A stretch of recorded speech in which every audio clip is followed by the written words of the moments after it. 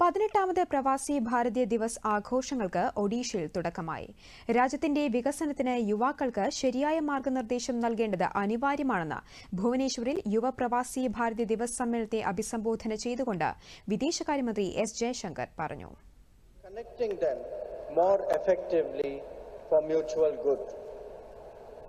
At a time when so many key developments in the world are being shaped by this younger generation, whether we talk of AI or EV, innovation or startups, space or drones, sports, chess, cricket, there is all the more reason to do so.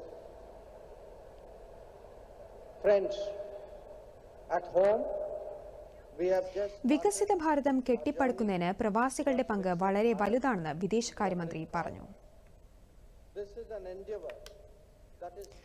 പ്രധാനമന്ത്രി നരേന്ദ്രമോദി പ്രവാസി ഭാരതീയ ദിവസ് സമ്മേളനം നാളെ ഉദ്ഘാടനം ചെയ്യും.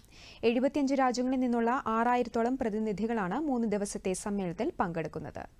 1915-ൽ മഹാത്മാഗാന്ധി ദക്ഷിണാഫ്രിക്കയിൽ നിന്ന് ഇന്ത്യയിലേക്ക് മടങ്ങിയതിന്റെ സ്മരണയ്ക്കായാണ് എല്ലാ വർഷവും ജനുവരി 9 പ്രവാസി ഭാരതീയ ദിവസായി ആഘോഷിക്കുന്നത്.